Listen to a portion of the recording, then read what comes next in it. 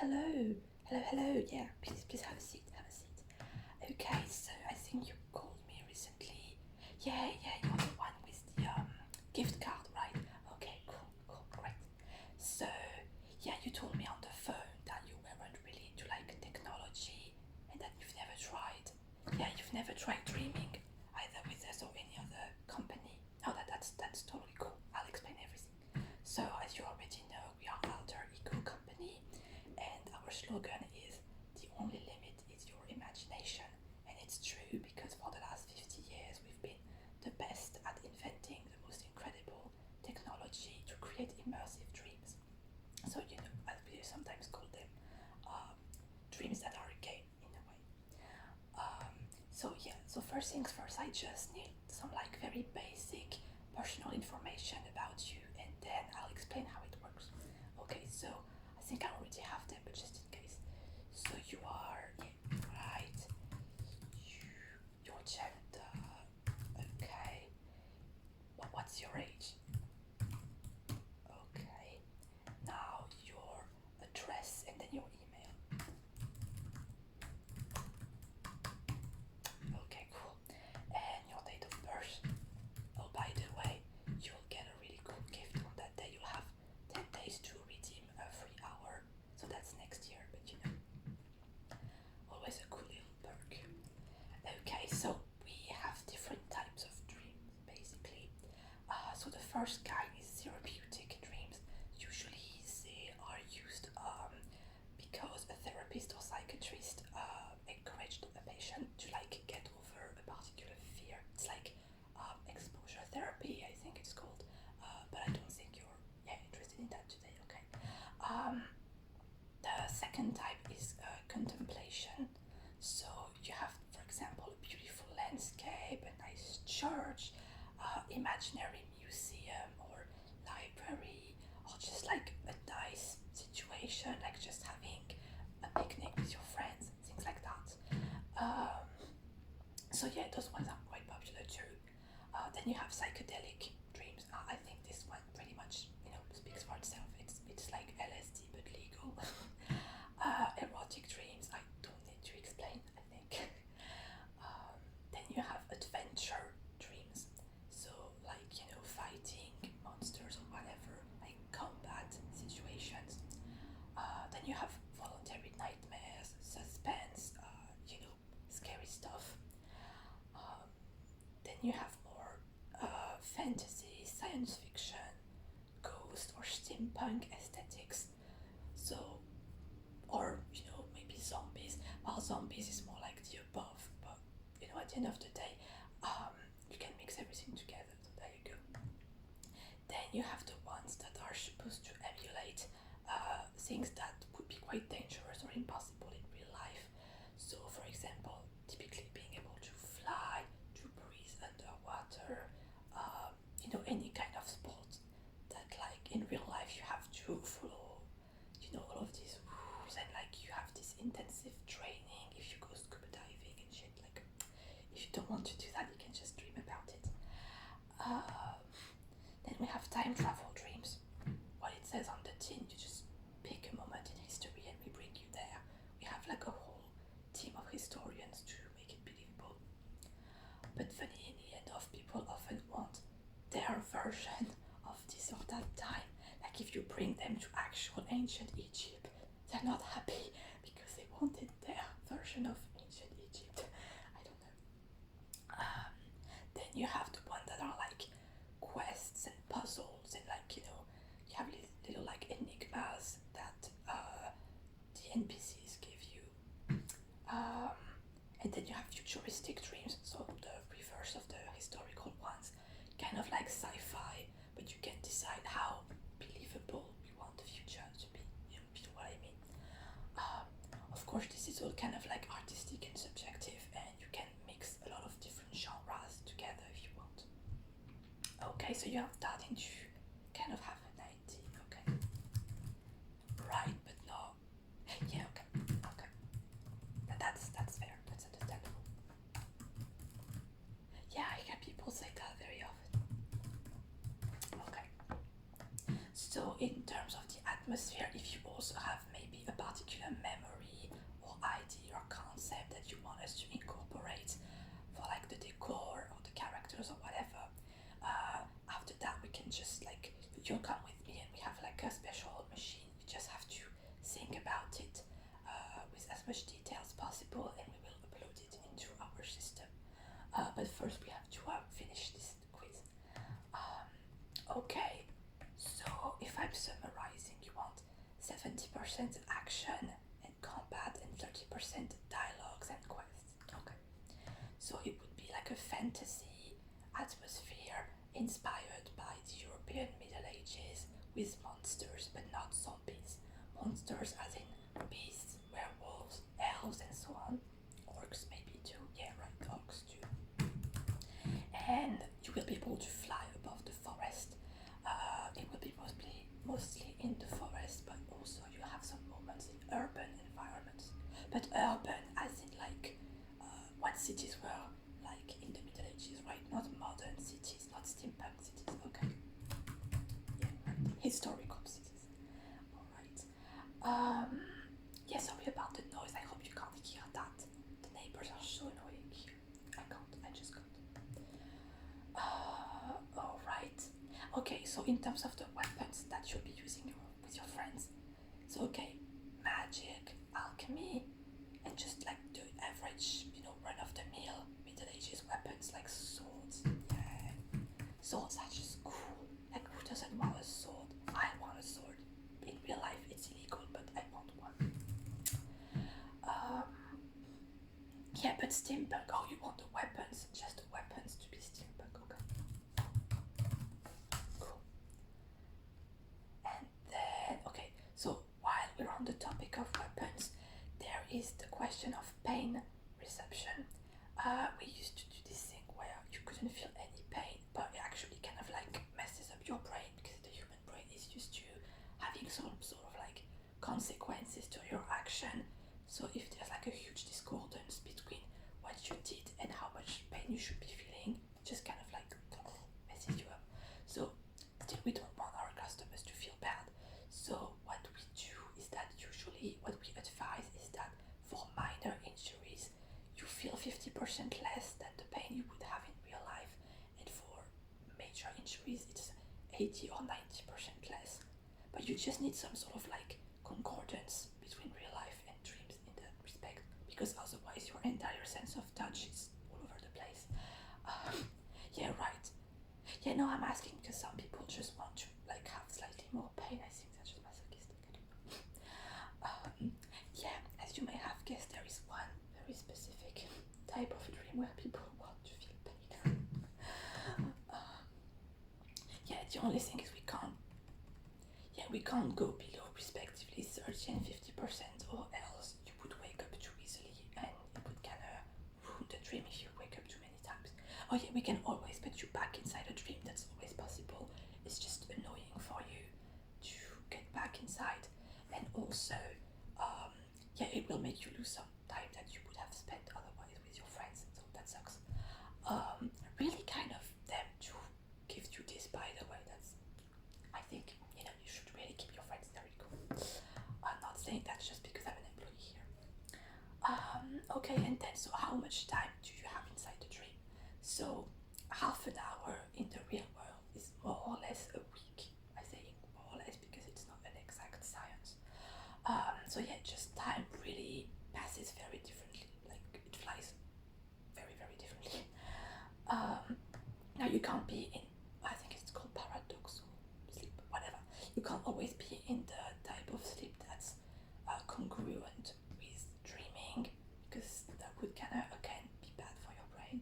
So basically, what you have in your gift package is that the time of sleep that you have will be, cut in some cases by actual sleep. So both you and your characters will actually fall asleep, and then you go back to playing, basically. So you spend a whole night here, essentially, but it's all, already in the package, so you don't have to pay extra, don't worry. Hope that makes sense. Yeah, so basically you would come around here like around 9 p.m. and leave in the morning, pretty much. Okay, so that's that. Then we're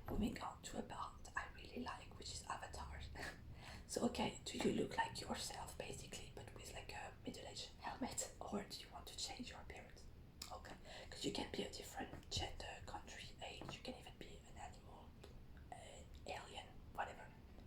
No, I mean, some people want to be a blue alien in the Middle Ages. Everything is possible. I'm telling you, everything's possible. Okay. Do you want the dream to also maybe like slightly change your avatar in a random way or not? Or maybe if you die within the dream, as in like you get killed by an enemy, do you want that to change your appearance or not? Oh yeah, I forgot to say, like if you die, the character dies, it just means you just lose consciousness for like half a second within the dream and you're back. It's like a video game, really.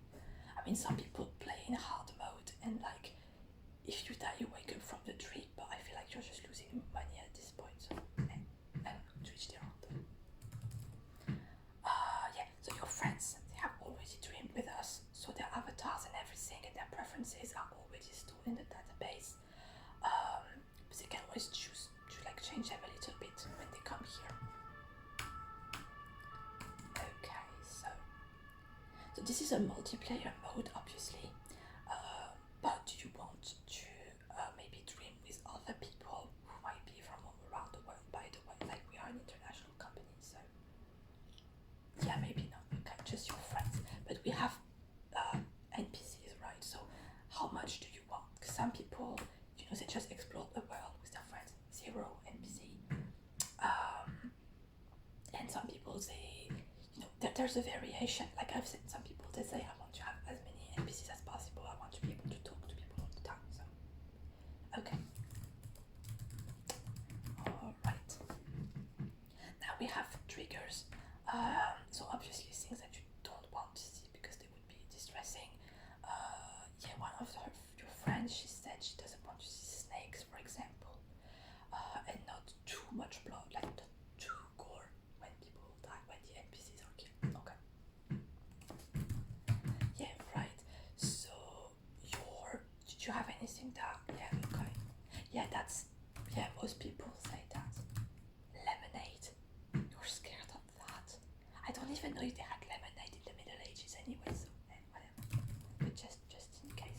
What's an original phobia to have?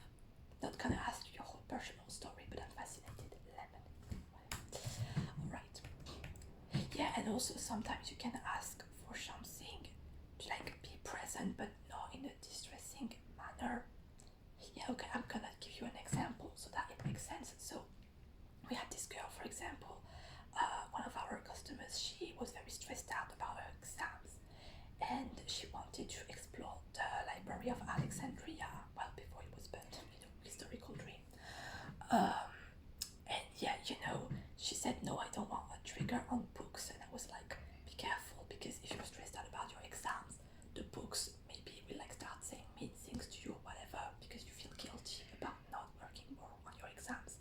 And that's exactly what happened. Like the books and all that, they started like yelling at her, go and work, you are a lazy girl.